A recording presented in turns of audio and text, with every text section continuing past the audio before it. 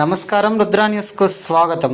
సిద్దిపేట జిల్లా ఉస్నాబాద్ నియోజకవర్గంలోని శనిగరం, తంగలపల్లి గ్రామాలలో ప్రొఫెసర్ జయశంకర్ బడిబాట కార్యక్రమంలో భాగంగా గ్రామ చావడీల వద్ద గ్రామస్తులందరి సమక్షంలో ప్రాథమిక ఉన్నత పాఠశాలల ప్రధానోపాధ్యాయుల ఆధ్వర్యంలో విజయవంతంగా గ్రామ సభలు నిర్వహించారు.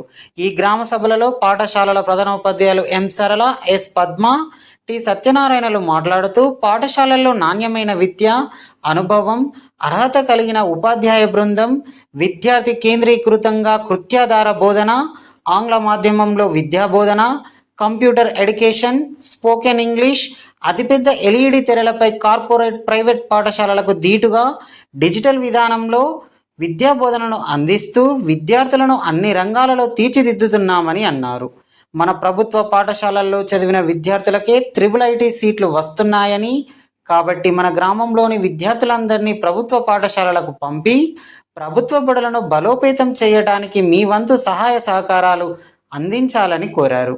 తంగళ్లపల్లి ఎంపీటీసీ కోనశేఖర్, శనిగరం ఎంపీటీసీ కోంపెల్లి స్వప్నాలు మాట్లాడుతూ ప్రభుత్వ బడులలో నాణ్యమైన విద్య ఉందని, కార్పొరేట్ పాఠశాలలకు తీసిపోనంత పటిష్టమైన విద్యను అందిస్తున్నారని, మీ పిల్లల ఉజ్వల భవిష్యత్తు కాపాడుకోవాలని సూచించారు.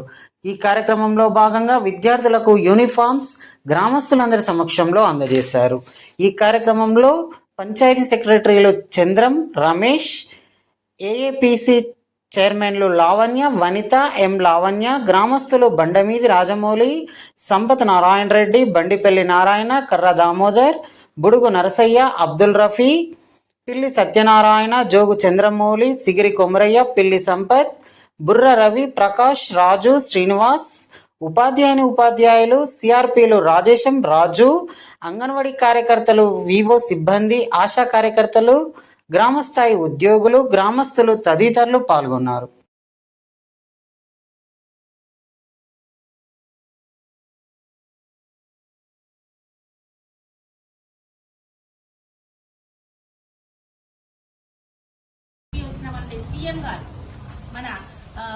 సీఎం రేవంత్ రెడ్డి గారు చేతుల మీదుగా వాళ్ళకి సత్కారము చేసి చెప్పిన 4 మాటలు ఇప్పుడు మనం మాట్లాడుకున్న మాటలే.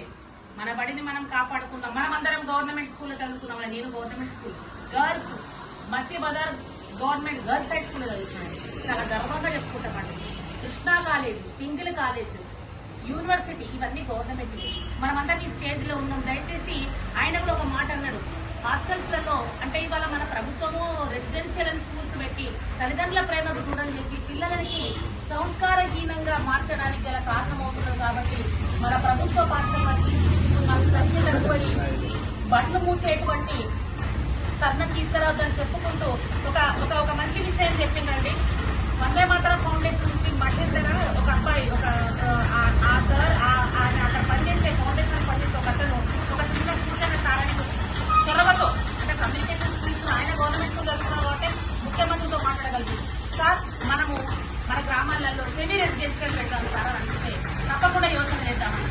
సెమీ రెసిడెన్షియల్ అంటే మార్నింగ్ టిఫిన్ ఉంటుంది, మధ్యాహ్నం భోజనం నాణ్యమైన భోజనం ఉంది, ఈవినింగ్ స్నాక్స్ ఇచ్చి పిల్లలకు చదువులో వాళ్ళ ముందుంచుతాము, తల్లిదండ్రులతో మంచి కాన్ఫిడెన్స్ కల్పిస్తాము. వాళ్ళకు కూడా అయ్యో మా పిల్లలకు ఏం పెట్టాలనేటువంటి కాకుండా పేద పిల్లలందరినీ కూడా మనము ఉద్ధరిద్దామనే ఆ దిశలో తప్పకుండా ఆలోచిస్తామన్నారు. బహుశా త్వరలో సెమీ రెసిడెన్షియల్ కూడా అవ్వచ్చు మన స్కూల్స్. కాబట్టి మనం అందరం కూడా ఆలోచించి అనవసరంగా డబ్బు దండగా చేసుకోగట్టి గమనించండి. పోరాడితే పోయేదేమీ లేదు, అడిగితే కూడా పెద్ద నష్టమేమి లేదు అనే రీతిలో మేము ప్రతి ఇంటికి వెళ్ళి తల్లిదండ్రులకు చెప్పాము. సాధ్యపడని విషయం వాస్తవంగా కూడా చాలా చక్కగా పట్టించుకుంటున్నారు కాబట్టి నాకు చాలా ఆనందం అండి. ఇక ముఖ్యంగా మనకు కావాల్సింది ఏంటంటే తరగతి గదులు అన్నీ ఉన్నాయి మనకి. మరొకసారి చెప్తున్నాను, పాఠశాలలో కావలసినటువంటి కనీస వసతులు అన్నీ ఉన్నాయి. టాయిలెట్స్ ఉన్నాయి, అబ్బాయిలకు వేరే అమ్మాయిలకు వేరే. మన ఊరి మనబడిలో మనకు శాంక్షన్ అయిన కొత్త టాయిలెట్స్ ఉన్నవి. కాంపౌండ్ వాల్ వచ్చింది, రేపు పొద్దున పెయింటింగ్స్ వచ్చినాయి, కలర్స్ కూడా అవుతాయి. మనకు డైనింగ్ హాల్ సెపరేట్ గా వచ్చింది. ఇది కాకుండా అన్ని అంటే రూఫ్స్ కానీ విండోస్ కానీ ఎలాంటి ఏ రిపేర్స్ ఉన్నా, మైనర్ రిపేర్స్ వచ్చినాయి, మేజర్ రిపేర్స్ వచ్చినాయి. ఇదే ఒక్కటే కాకుండా మనకి సైన్స్ ల్యాబ్ అనేది ఉంది, లైబ్రరీ కూడా ఉంది. మీరు అప్పుడప్పుడు విజిట్ చేస్తే మీకు తెలుస్తుంది.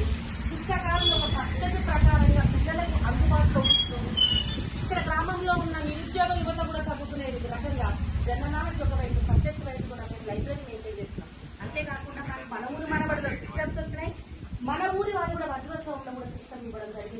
ప్రింటర్స్ ఇవ్వడం జరిగింది.